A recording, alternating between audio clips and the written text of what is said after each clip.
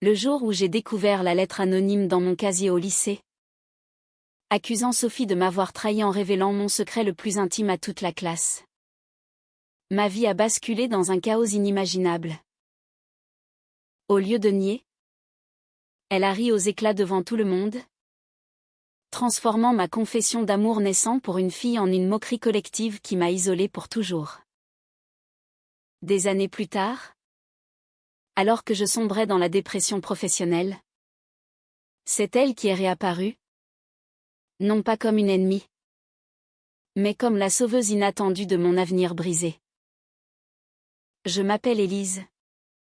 Et à 16 ans, dans ce lycée bourgeois de Paris, j'étais une ado ordinaire, cherchant ma place entre les cours de littérature et les rêves secrets. Sophie était la reine incontestée de la classe, belle, charismatique, avec ses cheveux blonds cascadant jusqu'aux épaules et ses yeux bleus qui captivaient tout le monde.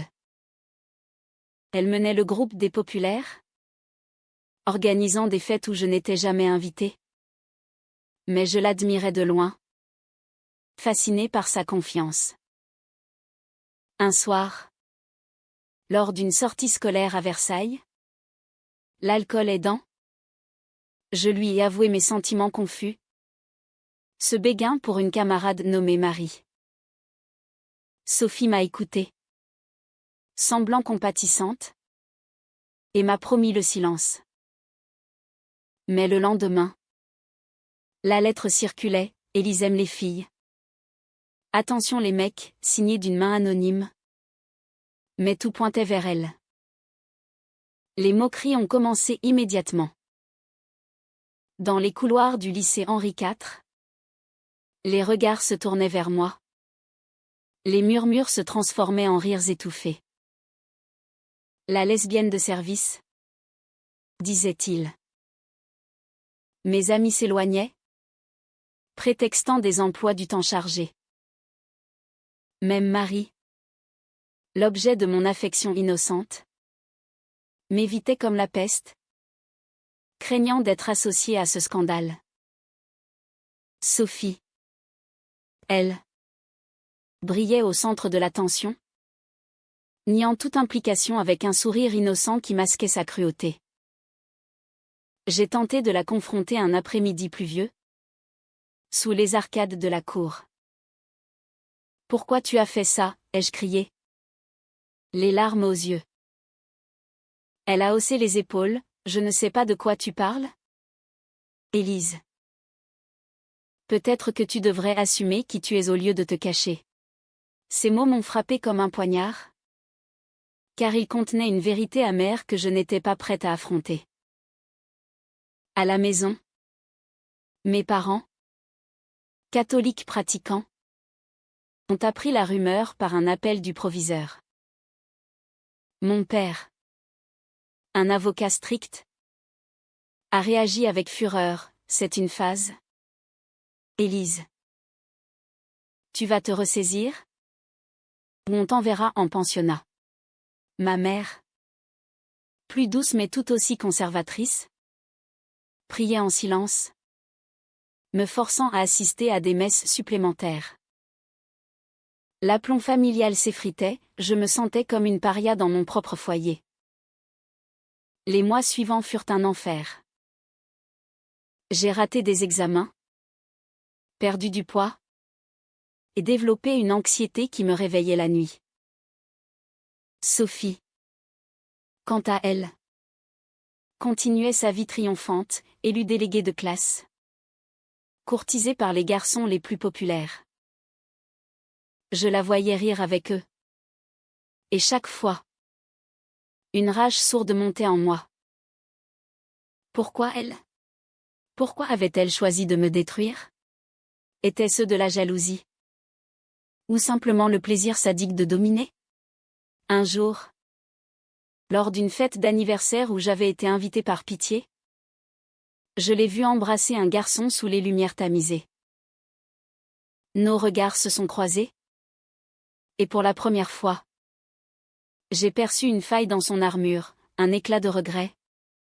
Peut-être, mais je l'ai ignoré. préférant nourrir ma haine.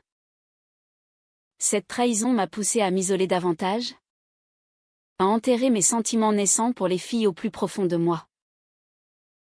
J'ai feint l'hétérosexualité, sortant avec un garçon fade pour apaiser mes parents et la société.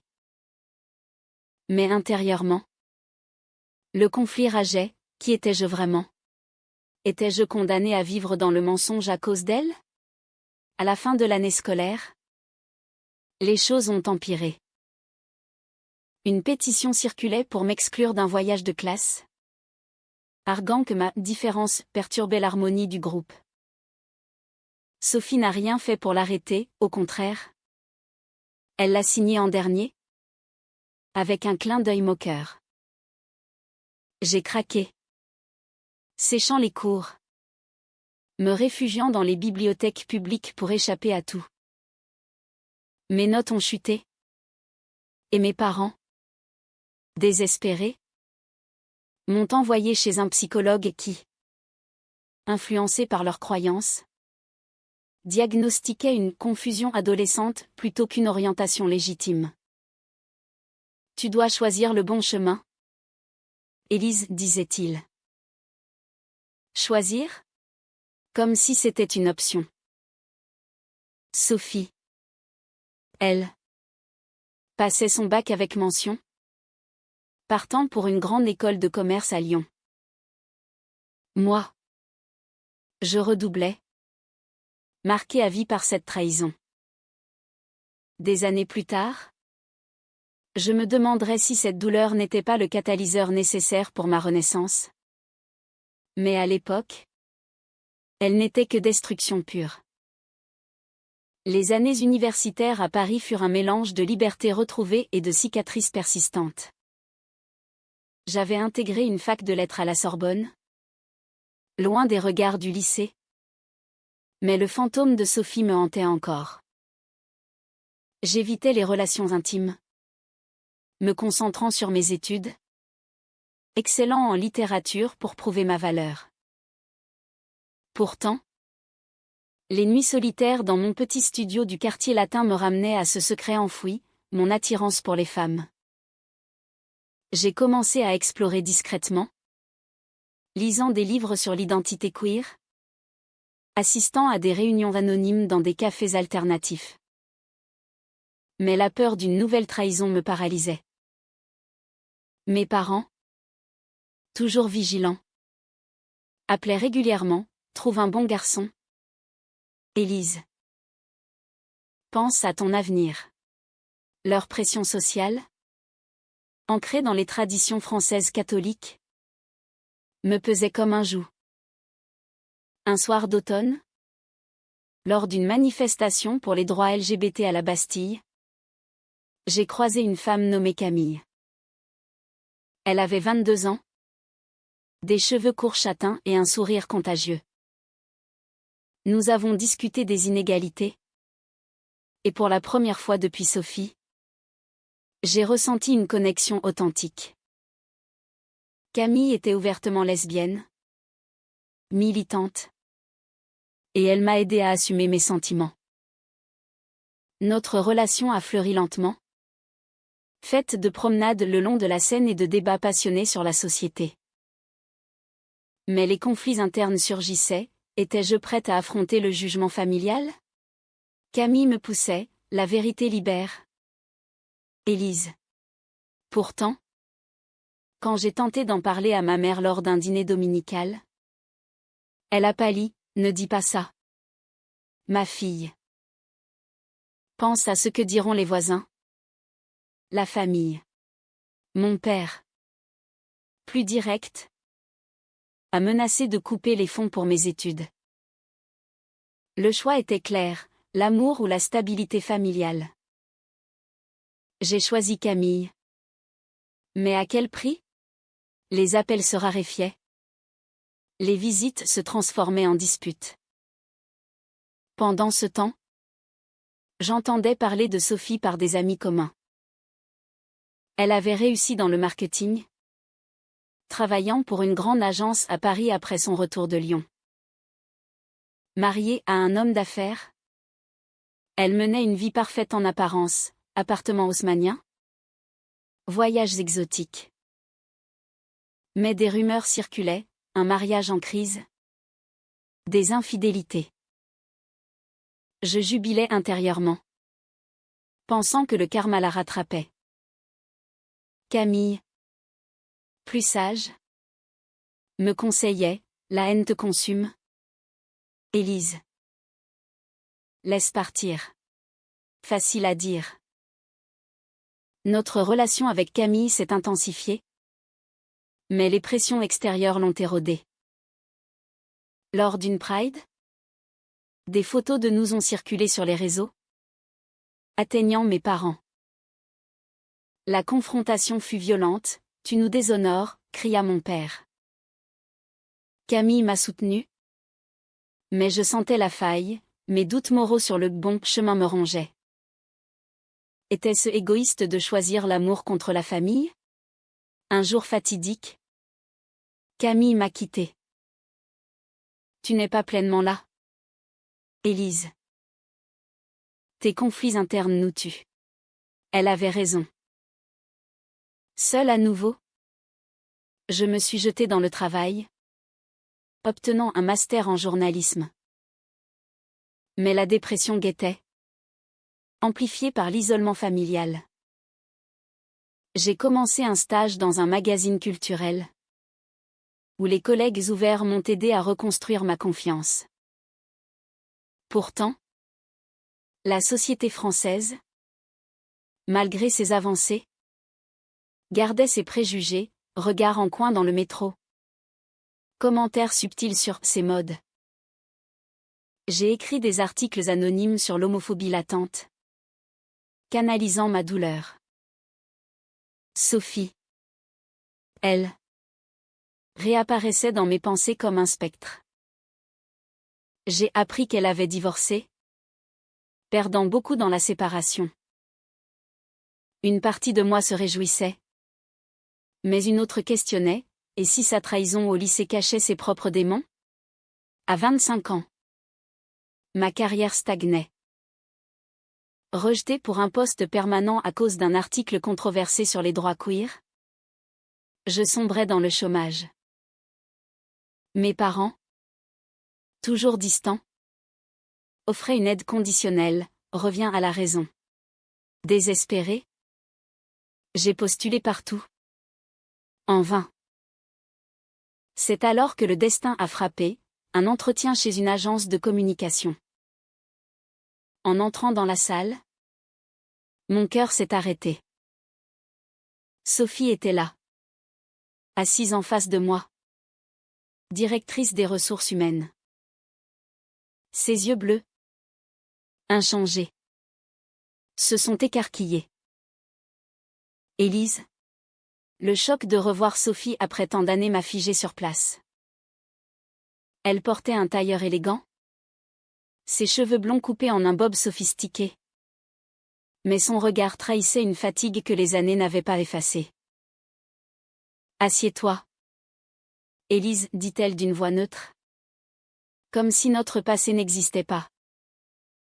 L'entretien commença formellement, question sur mon CV. Mes expériences en journalisme.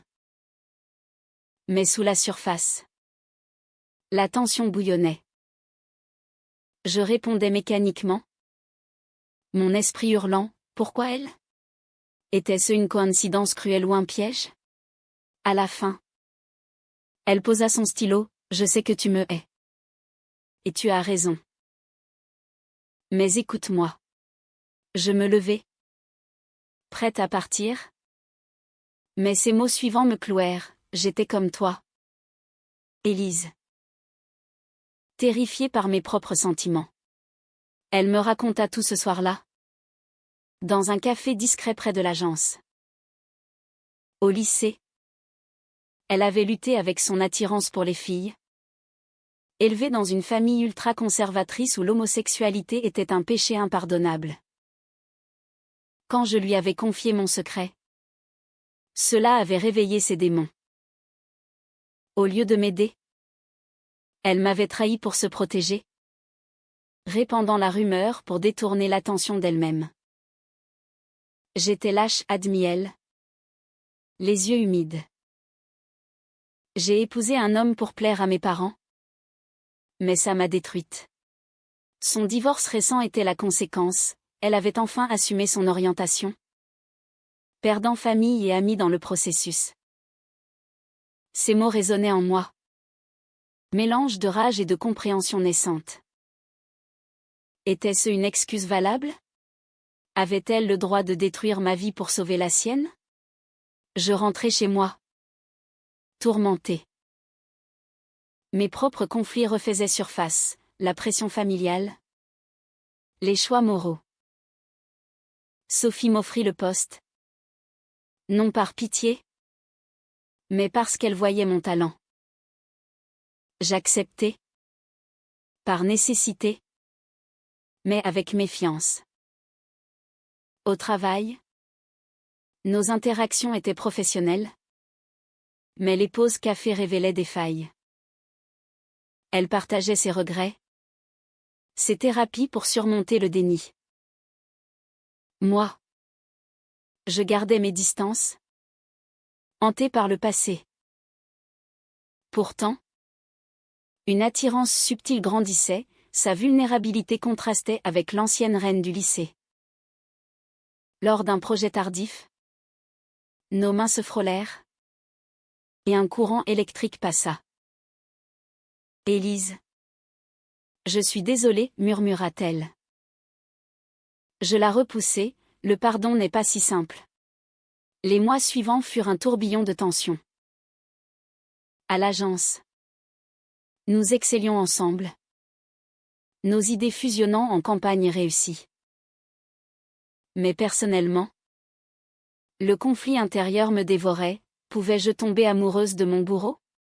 Mes parents, apprenant mon emploi, tentaient une réconciliation timide, mais toujours avec des sous-entendus, évite les mauvaises influences.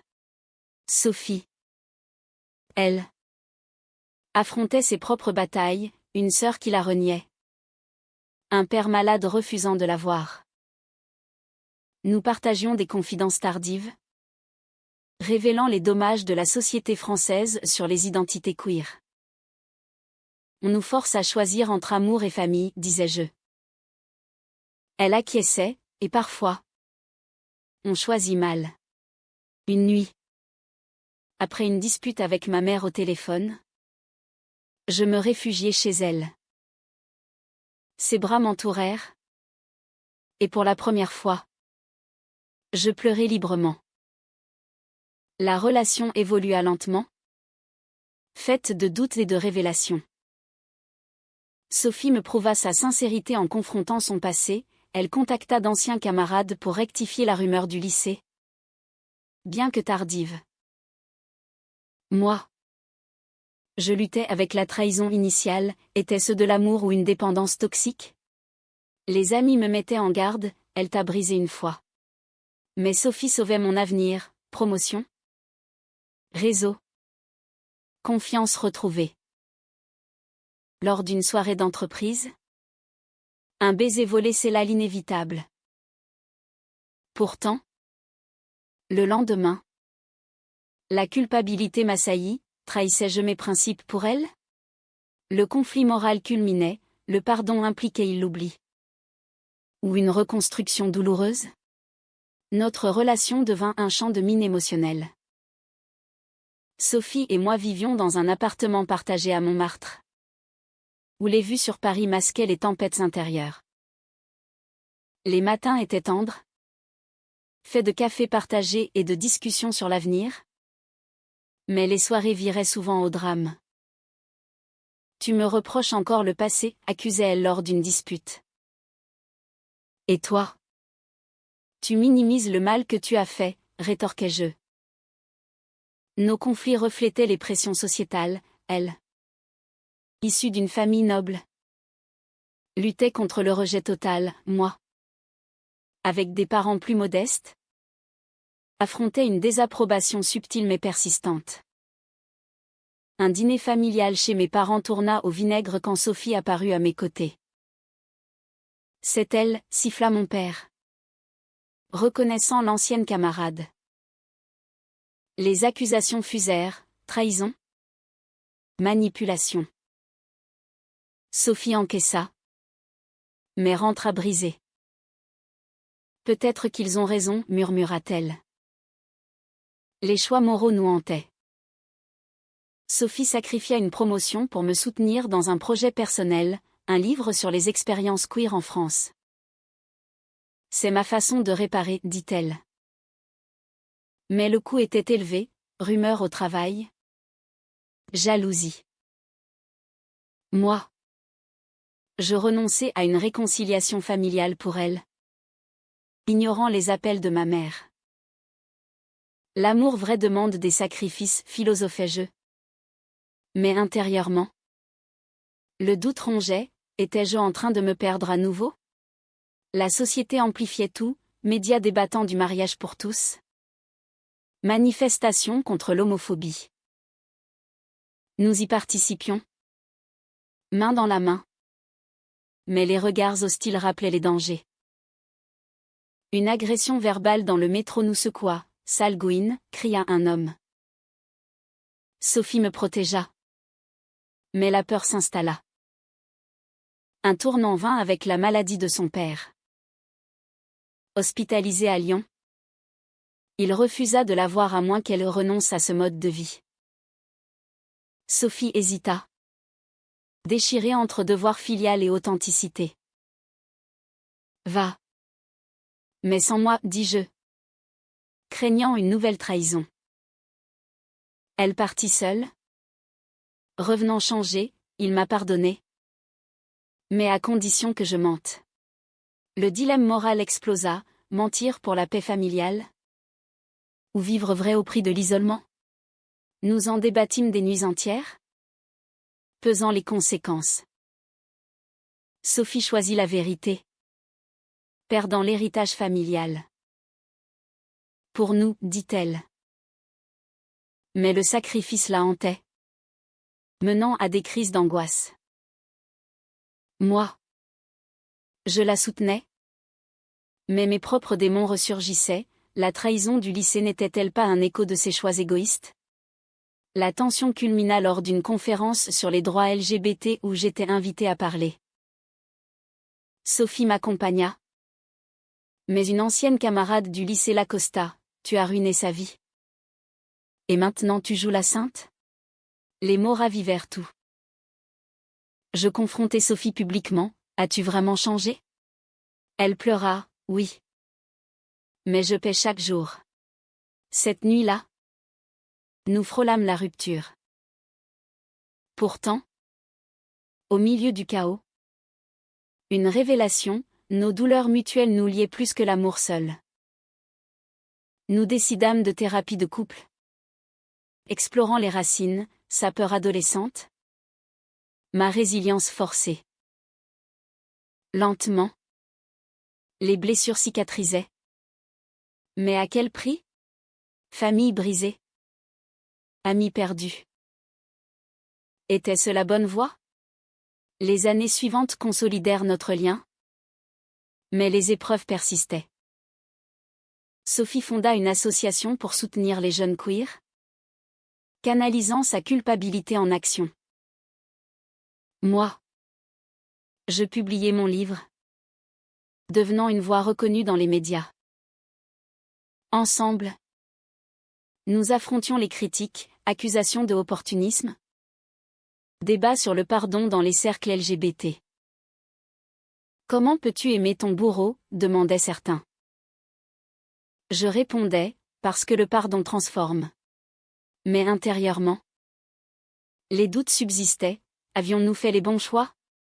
Mes parents, après des années de silence, tendirent une main timide lors d'un Noël. On essaie de comprendre, dit ma mère. Sophie, elle, reconstruisait avec sa sœur, mais son père décéda sans réconciliation complète. Le deuil la marqua, renforçant notre engagement. Pourtant, un ultime conflit surgit. Une opportunité professionnelle pour Sophie à l'étranger, un poste à New York. C'est ma chance de recommencer, dit-elle. Mais cela signifiait quitter Paris. Ma carrière naissante. Le choix déchirant, suivre ou rester? Nous débattîmes des nuits. Pesant amour contre ambition. J'ai déjà tout sacrifié pour toi, arguai-je. Elle rétorqua, et moi pour nous. Finalement. Je choisis de partir avec elle. Mais non sans regret. À l'aéroport, mes parents apparurent. Embrassade maladroite, sois heureuse. C'était un pas. Mais fragile. À New York, nous nous réinventâmes. Loin des pressions françaises. Mais les cicatrices restaient.